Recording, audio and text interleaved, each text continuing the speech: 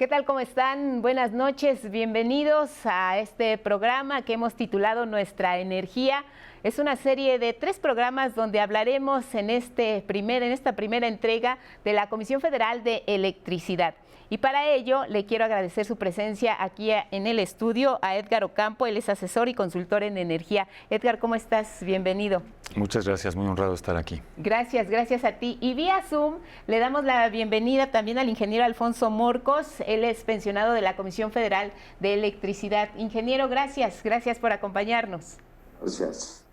Gracias a ambos. Bueno. Y si les parece, vamos a iniciar precisamente conociendo cómo es la historia de la Comisión Federal de Electricidad, en qué momento llega a nuestro país la energía, bajo qué condiciones, cuál es ese México que se estaba viviendo y en qué porcentaje se contaba con este servicio. Iniciamos contigo, Edgar.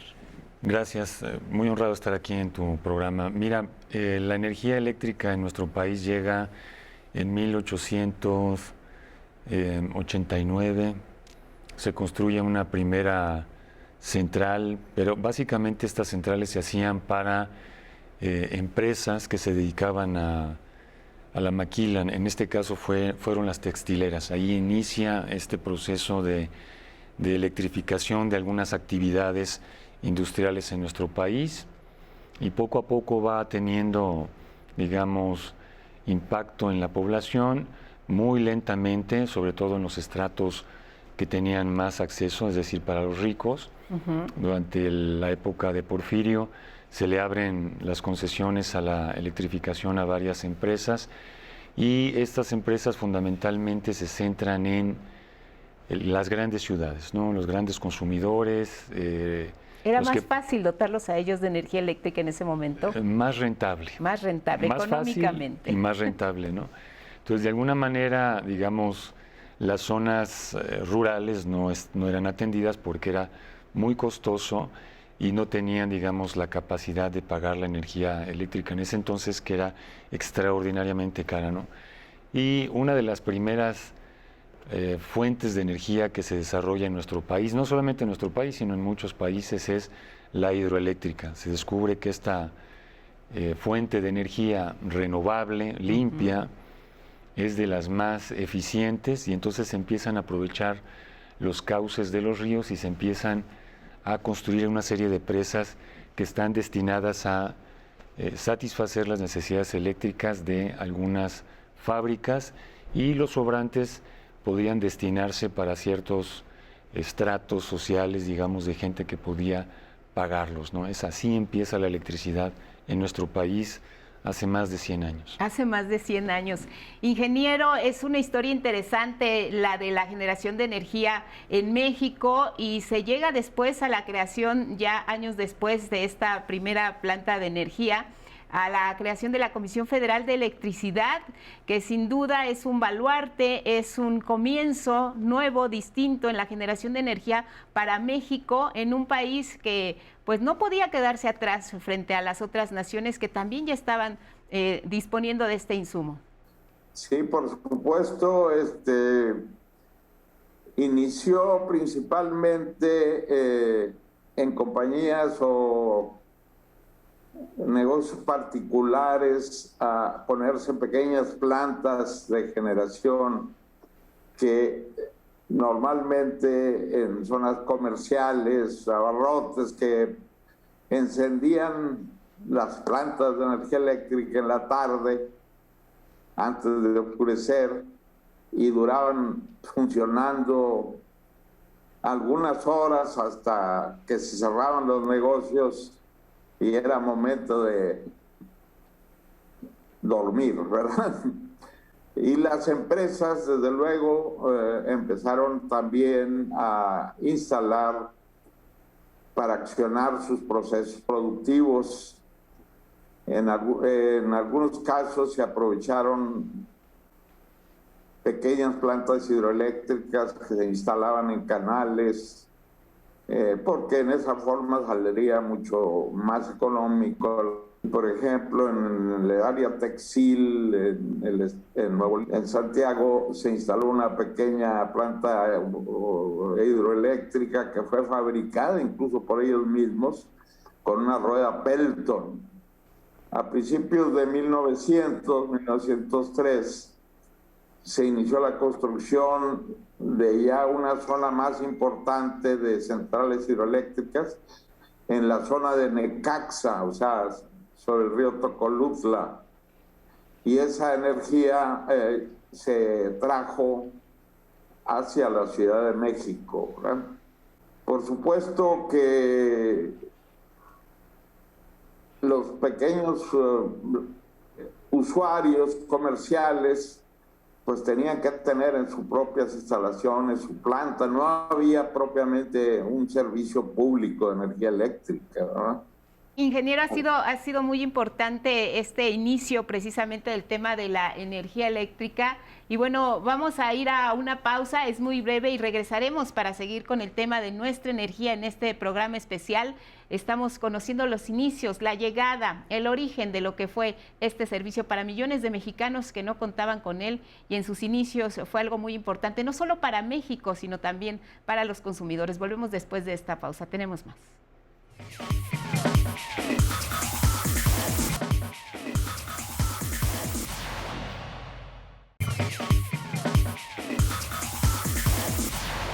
Regresamos, estamos en el programa Nuestra Energía hablando precisamente de los orígenes de la Comisión Federal de Electricidad y todo lo que tiene que ver con el surgimiento y el servicio, la dotación del mismo a millones de mexicanos. Hay una fecha clave importante en este tema, que es 1960, cuando se nacionaliza la industria eléctrica en nuestro país, con el compromiso de hacer crecer no solo la economía, sino también el sector. Platícanos, Edgar, ¿en qué momento se da precisamente este contexto de nacionalización de la energía eléctrica en México? Sí, es algo de lo que te comentaba hace un momento. Las empresas privadas se dedicaron a acaparar los mercados, digamos, rentables, las ciudades, y nadie atendía a las zonas rurales. Las zonas ¿Empresas rurales, privadas te refieres a empresas nacionales de carácter privado o extranjeras? algunas nacionales, pero la mayoría extranjeras. Sobre todo la Power Light Company, Mexican Power Light, que después se transformó en Compañía de Luz y Fuerza. Y entonces, desde 1937, Lázaro Cárdenas lanza la formación de la Comisión Federal de Electricidad, y entonces la Comisión Federal de Electricidad inicia la cobertura, digamos, de las áreas que no cubrían estas empresas privadas, ¿no? Porque esa inversión era muy cara y no era rentable. Entonces, así nos vamos hasta 1960 y se hace la expropiación, digamos, de los fierros de las empresas privadas, para que ya CFE pudiera controlar todo el país y realmente se le pudiera dotar a todos los mexicanos de electricidad. Estamos hablando de un proyecto que resultaba ambicioso. ¿Hacia dónde apuntaba? ¿A qué porcentaje de la población querían llegar? ¿Y cuántos se encontraban en ese momento con el servicio y a cuántos se esperaba ya prestarlo? Digamos que el promedio era el 50% de la población no tenía acceso a la electricidad. Cuando inicia la CFE, el objetivo era dotar a toda la población, ¿no? Y a partir de que inicia la CFE, empieza a cubrirse estas necesidades en las áreas rurales, y ahorita estamos en un 94, 95% de dotación a toda la población. Y estas empresas privadas, ¿qué tanto porcentaje del mercado nos decías que era más que nada para ellas? Lo veían como un negocio, y prácticamente esto, ¿cómo repercutía en el bolsillo de los consumidores, pero sobre todo, cómo afectaba a la economía nacional, el que ellas fueran las que tuvieran el sartén por el mango? Sí, había un lado, digamos, en el desarrollo económico de nuestro país que le interesaba al gobierno desarrollar, y ese era justamente al que atendían estas empresas privadas. Pero también había una perspectiva social, de atender a la población en la parte eléctrica, y las empresas privadas nunca lo quisieron hacer, o sea, no les interesaba. Por más que se les invitaba, no lo querían hacer. Entonces tuvo que crearse la Comisión Federal de Electricidad en 1937 y empezar a darle cobertura a toda esta población que no tenía grandes ingresos. Y ahí empieza la electrificación de todo nuestro país. Ingeniero, con la experiencia que usted tiene a lo largo de lo que le tocó vivir y ver también como servidor público para llevar precisamente la energía eléctrica a los puntos más remotos, ¿Cómo considera que fue esta época precisamente que se deriva a raíz de la nacionalización de la industria eléctrica en nuestro país? En 1938, cuando a partir de que el general Lázaro Cárdenas crea la Comisión Federal de Electricidad, se inicia un proceso de construcción y aprovechamiento principalmente de las cuencas hidroeléctricas. Estoy hablándole de las nuevas cuencas, como fue la del río Cutzamala o la zona de Valle Bravo, sí, en que se construyó una cadena de centrales hidroeléctricas partiendo de la parte más alta del Estado de México, con Villa Victoria, El Durazno, Martínez de Mesa y 3 grandes centrales que se llamaban Iztapantongo, Tingambato y Santa Bárbara. Esas centrales propiciaron la construcción de una línea eléctrica hasta la Ciudad de México y aprovechaban todos esos recursos. En paralelo se iniciaron, a partir de la nacionalización de la industria eléctrica, la construcción y aprovechamiento, aprovechando desde luego la experiencia de ingenieros de la Comisión Nacional de Irrigación, las centrales Infiernillo, Malpaso y Angostura, que propiamente iniciaron un fuerte impulso a la electrificación, ya que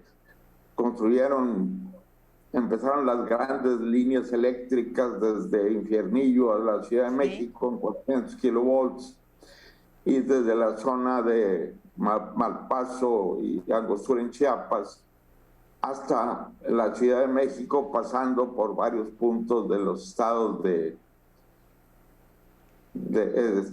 Tabasco, Veracruz, el estado de Puebla y hasta la Ciudad de México.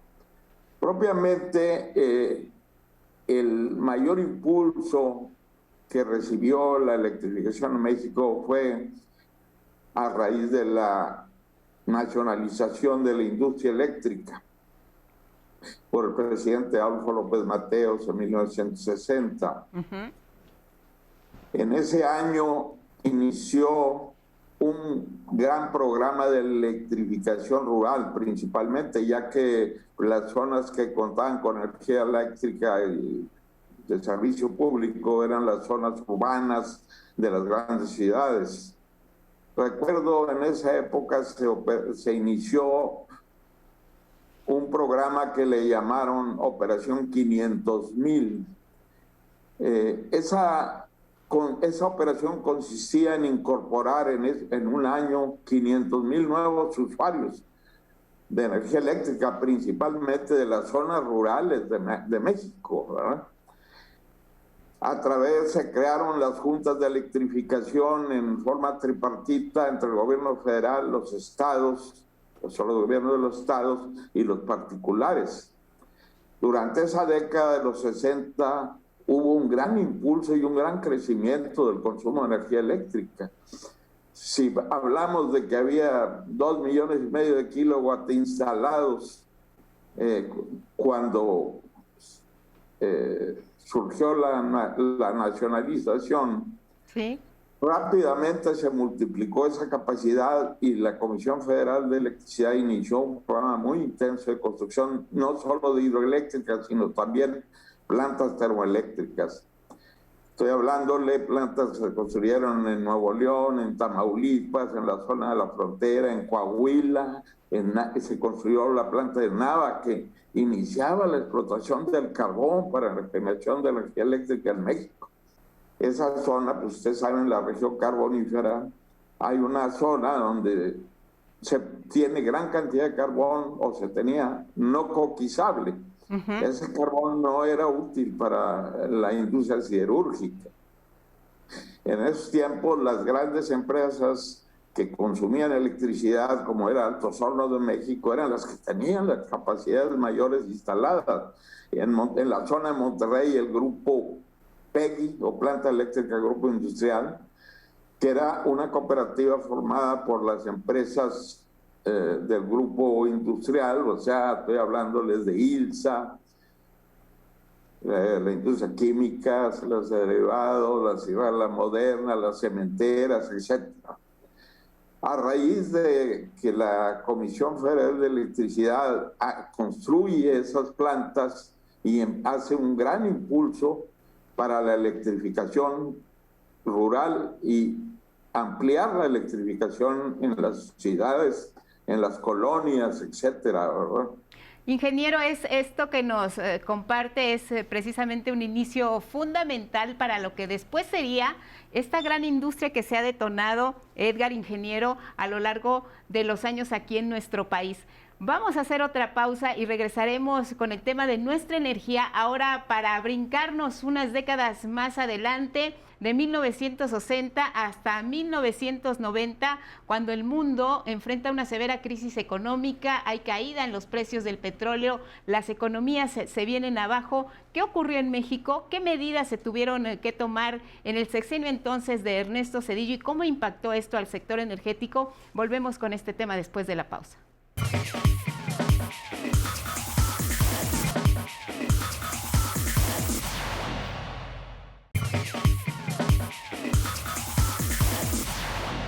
Regresamos, seguimos con el tema de nuestra energía y como le comentaba antes de la pausa, ahora vamos a situarnos en la década de los 90, cuando una crisis económica muy severa impacta a nuestro país, hay caída en los precios del crudo y a nivel nacional se tuvieron que tomar medidas drásticas para enfrentar esta situación y tratar de superarla. En medio de esto, ¿qué medidas tuvieron impacto mayor en un sector estratégico como era el sector energético? Cuéntanos, Edgar, ¿cómo se vivió esta difícil crisis de la que pues se vino arrastrando una situación económica muy severa que no se olvida en muchas situaciones y tampoco la olvidan los mexicanos? Fíjate que en ese sentido el sector energético mexicano estaba bien parado, digamos, estaba bien consolidado. Cada una de las refinerías que se construyeron en nuestro país tiene una central termoeléctrica que consume combustóleo. Entonces, los residuos de la refinación generan este combustible, se llama combustóleo, y es utilizado hasta el día de hoy por las centrales eléctricas que se encontraban ahí, y eran grandes centrales. De alguna manera nuestro país, a diferencia de otros países, pudo, digamos, salvar de manera más decorosa esta crisis económica que no solamente le afectó a México, le afectó a muchísimos países, ¿no? Digamos que en ese momento también el sector representó un sostén muy importante para que la economía no se desplomara del todo hasta el suelo. Así es. La ventaja de México es que cuenta con grandes reservas de petróleo, ¿no? Siempre ha contado con grandes reservas de petróleo. A diferencia de otros países que no lo tienen, entonces el precio, las variaciones del precio del barril afectan brutalmente a las economías y de alguna manera en nuestro país podíamos amortiguar eso gracias al parque de refinación. Teníamos 6 grandes refinerías y en cada refinería hay centrales que nos permiten justamente generar electricidad. Teníamos las 2 áreas cubiertas en cuanto a energéticos en nuestro país, combustibles en cuanto a las refinerías y centrales termoeléctricas de combustóleo que le permitieron al país tener acceso a la energía siempre. Ingeniero Morcos, a lo largo de la historia y de los sexenios, cada mandatario ha tomado decisiones importantes en materia energética y cada uno de ellos ha tenido la oportunidad de aprovechar el sector y de hacerlo crecer, que es un enorme reto. En los años 90, ¿cuál cree usted, ingeniero, o cuál registra que fue el mayor crecimiento que se le dio al sector en estos años tan difíciles para la economía?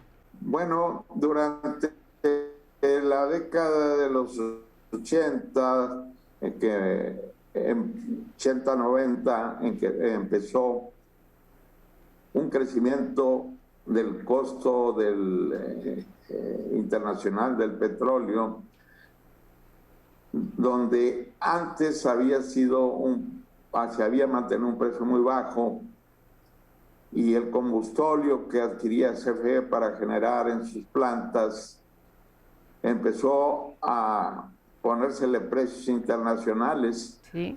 Entonces, por un lado, se impulsó más la generación con carbón en la parte norte de Coahuila. Se construyeron las grandes plantas de Río Escondido y Carbón 2, que tienen en conjunto más de 2.600.000 kilowatts entre ambas. Y por otro lado, se buscaron impulsar un poco más la generación o el aprovechamiento del gas natural también durante ese periodo para generar energía eléctrica. El presidente Miguel de la Madrid pasó un periodo difícil, ¿verdad?, de crecimiento del país.